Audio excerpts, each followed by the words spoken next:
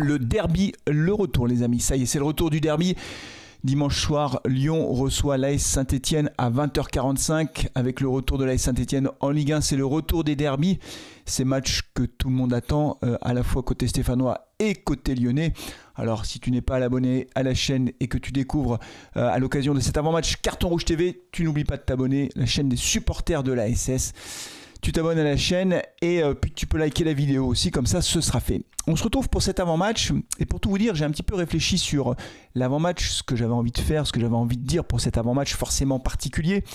Et en fait, je vais adresser un message aux joueurs. Voilà, je vais m'adresser aux joueurs, qu'ils regardent ou pas cette vidéo, peu importe, je vais leur passer un message. Et pourquoi j'ai envie de m'adresser aux joueurs ? Pour une raison assez simple, c'est qu'en réalité l'effectif de l'AS Saint-Etienne, quand on le regarde, quand on l'observe, quand on regarde les joueurs qui savent ce que c'est qu'un derby, il n'y en a pas beaucoup en fait. Michael Nadé, Mouefek, mais pour le reste, honnêtement, des joueurs qui savent réellement ce qu'est un derby, qui ont déjà vécu des derbys, à la fois dans les catégories chez les jeunes ou avec l'équipe première, il y en a très peu. Et donc du coup, ça me paraît essentiel de leur rappeler ce qu'est un derby et ce qu'on attend des joueurs quand il y a un derby. Voilà, c'est très important parce que bien sûr il y a la tactique, bien sûr il y a le résultat final, mais avant tout il y a le comportement des joueurs sur le terrain. Et le derby, un derby, c'est pas un match comme les autres. Bien sûr je vais évoquer les compositions possibles, en tout cas du côté de l'AS Saint-Etienne, les absents, etc. Mais je vais d'abord m'adresser aux joueurs parce que forcément ils savent en arrivant à l'AS Saint-Etienne, et il y a quand même des recrues qui sont arrivés cette année, d'autres qui sont arrivés en Ligue 2, donc qui n'ont jamais joué de derby. Quand on leur parle de derby, quand on parle de Saint-Etienne-Lyon, ils savent que c'est pas un match comme les autres. Donc ils se disent, bah oui, on regarde la date dans le calendrier, etc. Et peut-être que certains d'entre eux, dans leur tête, parce qu'ils ne l'ont jamais vécu, se disent, ça va être un match sympa à jouer parce que les stades seront pleins et qu'il y aura une ambiance formidable dans les stades à l'aller comme au retour. Non. Non. Un derby, c'est pas sympa. Voilà. Déjà d'entrée de jeu, il faut le comprendre, il n'y a rien de sympa. C'est pas sympa un derby, d'accord ? Oui, entre les supporters, un derby comme ça, c'est un peu du folklore. Non, il n'y a pas de folklore. D'accord ? Il n'y a aucun folklore. Ouais, les supporters se chambrent, ça fait partie du game, etc. Non, il n'y a pas de chambrage. C'est beaucoup plus que ça. Un derby, c'est très sérieux. Un derby, ce n'est pas un match comme les autres, bien sûr, mais c'est un match que vous avez, vous, pendant 90 minutes, dans vos jambes, sur le terrain. Voilà. Et donc, pendant 90 minutes, vous oubliez tout des amitiés que vous pouvez avoir avec les joueurs, les machins, les trucs. Non. Pendant 90 minutes, de la première à la dernière minute, un derby, c'est le combat permanent. On laisse tout sur le terrain. Voilà. Du côté lyonnais, il y a beaucoup de joueurs, y compris l'entraîneur, qui savent ce que c'est qu'un derby. C'est pour ça que je crois important de rappeler aux joueurs et à Odo, qui lui non plus n'a pas connu de derby, que c'est pas un match comme les autres. En conférence de presse, Odo a dit « Oh mais oui, mais les joueurs, il n'y a pas besoin de les motiver parce que sur un match comme ça, ils sont motivés. » Non, non, il faut les motiver. Il faut leur expliquer ce que c'est qu'un derby. Il ne faut pas commencer à dire « Non, mais c'est un derby, ils savent très bien. » Non. Ils ne savent pas en fait. Ils ne savent pas ce que c'est qu'un derby. Je le dis, vraiment, j'ai regardé des petits extraits de la conférence de presse de Odo. Non, Olivier, ils ne savent pas ce que c'est qu'un derby. Toi non plus, tu ne sais pas ce que c'est qu'un derby. Regarde les images des anciens derbys.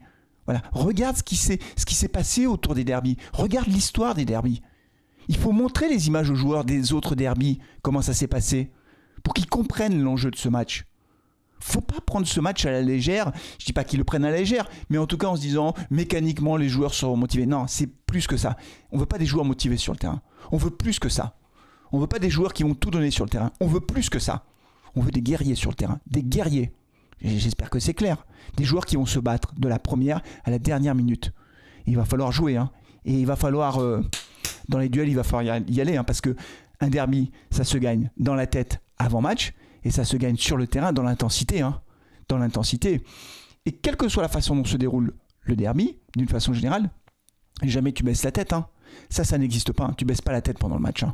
Même si tu prends un but, tu repars, tu relèves la tête et tu repars et tu vas pour égaliser. On ne lâche jamais, on n'abandonne jamais. Donc ça, il va falloir le dire aux joueurs parce que je crains, je pense que beaucoup de joueurs n'imaginent pas, ne peuvent pas imaginer, mais c'est pas de leur faute à la limite, ce que le derby veut dire pour les supporters. Voilà. Donc les gars, c'est pas de la motivation qu'on attend, c'est plus que ça. Ce n'est pas des joueurs qui sur le terrain vont tout donner, c'est plus que ça. Ce sont des guerriers de la première à la dernière minute. Et il va falloir y aller dans les duels. Hein. Et d'entrée de jeu, il faut s'imposer. Hein. Parce que je te garantis que Lacazette, Mikotadze, Cherki et compagnie, ils savent ce que c'est qu'un derby. Hein. Ça, j'y sais ce que c'est qu'un derby. Hein. Donc d'entrée de jeu, il faut y aller. Hein. Et il va falloir vraiment sur le terrain gagner. Le premier duel, il faut le gagner. Hein. Il faut vraiment le gagner. Hein. Si vous ne savez pas ce que c'est, regardez les images d'archives. Hein. C'est pas compliqué. Hein. Vous trouvez les images d'archives. À la Saint-Etienne, il y a des gens, ils ont des vidéos, les archives, tout ça. Vous sortez, vous regardez, vous faites une séance vidéo de 2 heures et vous regardez les anciens derbys. Vous allez comprendre ce que ça veut dire. Donc il va falloir vraiment dans la tête être prêt pour ce qui va se passer sur le terrain. Parce qu'en face, ils seront prêts. Une fois qu'on a dit ça, on verra ce que ça donne. Mais vraiment, vous n'avez pas le droit de vous louper dans l'état d'esprit et dans l'intensité sur le terrain. Ça, c'est interdit. Hein. On peut rater un contrôle, on peut rater une frappe à machin. Par contre, sur le terrain, le maillot, c'est pas qu'on le mouille, hein, c'est qu'on donne tout. Tout pendant 90 minutes. Ouais, j'ai fait les déplacements, hein, Gerland, tout ça. Ouais. Ah, mais quand tu t'es déplacé, quand tu es allé au stade à domicile pour voir les derbys, etc., tu sais ce que c'est qu'un derby, en fait. Tu sais ce que c'est qu'un derby. Voilà. Et donc, c'est pas, oui, les joueurs, on n'a pas besoin de les motiver. Non, si, il faut les motiver. Il faut leur expliquer. Il faut leur faire comprendre.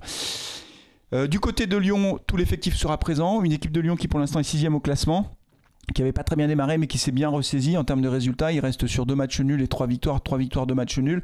Donc c'est une équipe qui, en Coupe d'Europe, là aussi a encore fait match nul jeudi soir, donc qui a su préserver en plus les joueurs qui potentiellement peuvent être titulaires face à Saint-Etienne. Donc c'est une équipe de Lyon qui va arriver en pleine possession de ses moyens, avec plutôt une dynamique positive. Donc ça va renforcer finalement leur état d'esprit par rapport à ce derby. Donc c'est une équipe de Lyon qui est assez joueuse, 15 buts encaissés, 17 buts marqués, un goal average donc de plus 2. Ils ont 4 victoires, 3 matchs nuls, 3 défaites. Et encore une fois, ils ont plutôt perdu en début de saison. Ils avaient perdu, je crois, 3-0 à Rennes et à domicile face à Monaco 2-0. Puis ils ont perdu un 3e match, je ne sais plus lequel c'était. Mais donc c'est une équipe qui joue plutôt le haut de tableau. Alors que nous, malgré la victoire, et heureusement qu'on a gagné face à Strasbourg, on reste toujours en 16e position avec derrière nous Le Havre qui est à 9 points, donc juste derrière, et Montpellier qui est beaucoup plus loin avec 4 points. À noter quand même qu'on a 3 équipes qui sont à 10 points. Avec nous, on a Nantes, Angers, et puis on a Rennes qui est à 11 points. Rennes qui va sûrement changer d'entraîneur. Vous l'avez certainement vu. Du côté de Saint-Etienne, on n'a pas l'effectif au complet, vous le savez. On a toujours Monconduit, on a Briançon qui sont absents. On a également bien sûr Benold. La bonne nouvelle, c'est que Ibrahima Ouadji a fait une semaine d'entraînement, une bonne semaine d'entraînement collectif, et que Pierre Cornu aussi. Donc c'est des joueurs qui pourraient peut-être intégrer le groupe, d'autant qu'il y a une place qui va se libérer dans le groupe avec la suspension de Mathieu Cafaro. Donc voilà, et je pense que Ibrahima Ouadji va remplacer Mathieu Cafaro poste pour poste dans le groupe. Hein. Je ne parle pas dans le 11 de départ, mais dans le groupe. Du côté de l'attaque, c'est une bonne nouvelle d'avoir Ouadji qui revient. Mais je ne sais pas combien de temps il va tenir, parce que dès qu'il fait un match, il se blesse après. Donc franchement, c'est hyper dur pour lui. Mais c'est bien d'avoir un attaquant supplémentaire, parce qu'on n'avait que Stassin et Sissoko. Et donc voilà, donc c'est bien d'avoir Ibrahima Ouadji qui revient de blessure. Pierre Cornu, honnêtement, moi je ne le mets pas titulaire, on verra ce que fait Odo, mais je pense que Léo Petro sera titulaire. Typiquement, Léo Petro, c'est le profil parfait pour les derbys.